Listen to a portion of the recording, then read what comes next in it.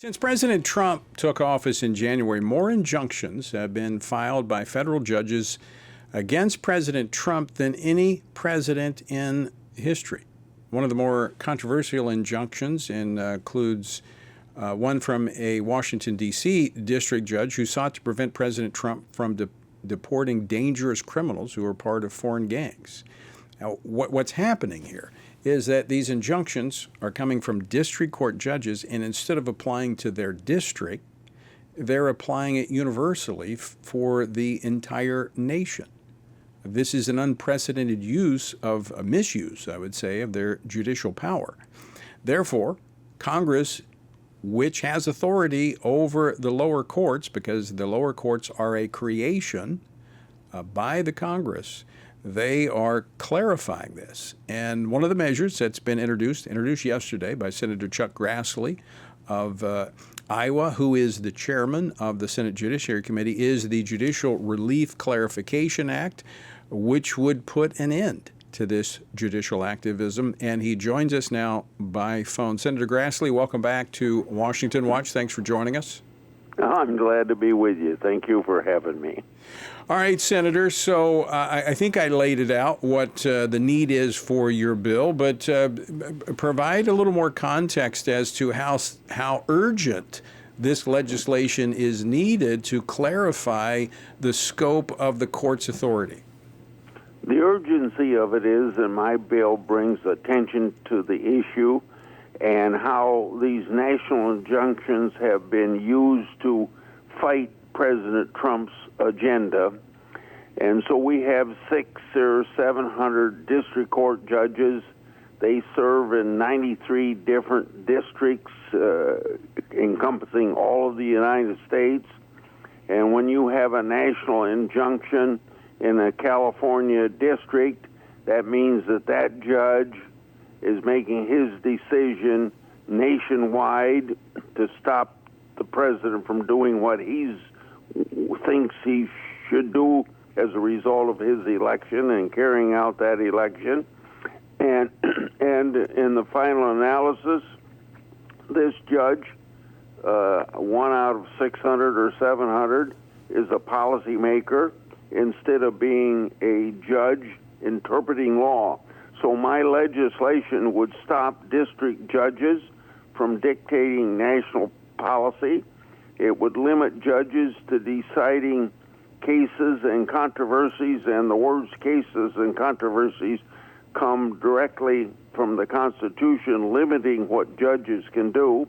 So starting over again, it limits judges to deciding cases and controversies and the parties directly before them, and just having that interpretation applied to that single district court district, and just to the parties, and not any nationwide application.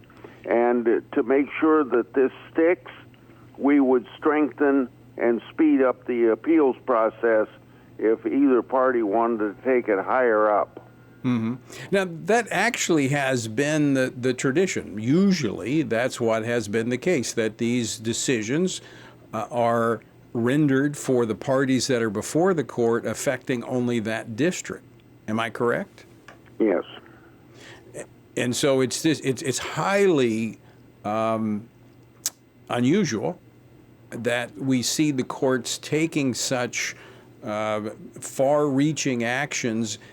I mean, the only thing we're left to assume here, Senator Grassley, is that this is, as you pointed out, judges who are legislating, judges who are trying to stop the agenda of President Trump and the Republicans. Yeah. So far, this bill has been introduced just by roughly 21 Republicans. It should get Democratic support because we had an effort made in the Biden administration by at least 243 Democrat members of Congress, Republican and Senate, saying the same thing I'm saying, how this was being abused right by then, I suppose, Republican judges in the Biden administration to stop the Biden agenda. Right. So we should get bipartisan support, but I'll bet you we won't, because the Democrats are using this tool very effectively. You are correct in that this is something that cuts both ways. We saw this, not to the degree that we are seeing it now, but we did see it during the Biden administration. It's kind of venue shopping. You get a judge that is going to be inclined with kind of your position, and hopefully you can get a broader ruling or injunction from the judge. Again, it cuts both ways. You're right. You should have Democratic support for this, but I think you're also correct. It'll be unlikely that you will get it. So give us the timeline. You're obviously the chairman of the Judiciary Committee, so you're going to get a hearing in the committee. Do you think this will make its way to the Senate floor anytime soon? I think we have all Republicans on board. There's a couple that have sponsored other bills, but I think in the end we get them all on board. So we have the hearing tomorrow. We will put it on the agenda. I assume we'll put it on the agenda the next Wednesday. It can be automatically carried over for a week, so it'll probably be after the recess of Congress. And there is one other thing that is a factor here. If the Supreme Court could do it, the Supreme Court writes rules of civil procedure, and there's a process for them to put a stop to this by amending the rules of civil procedure, and it works this way. They have to submit them to Congress for our disapproval, so if we don't disapprove of them, they automatically go into effect. And with the Congress the way it is right now, if Chief Justice Roberts would decide to do this, I can guarantee you that this would be handled much more effectively and probably with more strength behind it. I mean, more prestige behind it, if the Supreme Court would do this on their own. But we can't wait to see whether the Supreme Court will do something. So let's say in 240 years the Supreme Court's never done anything on this. Maybe they won't. So that's why Congress can act. And it is under the authority of the Congress. The Congress creates the lower courts according to the Constitution, so it's certainly within the purview of Congress to take these actions. Senator Grassley, always great to talk with you. Thanks so much for joining us today. Keep up your good work there. Goodbye.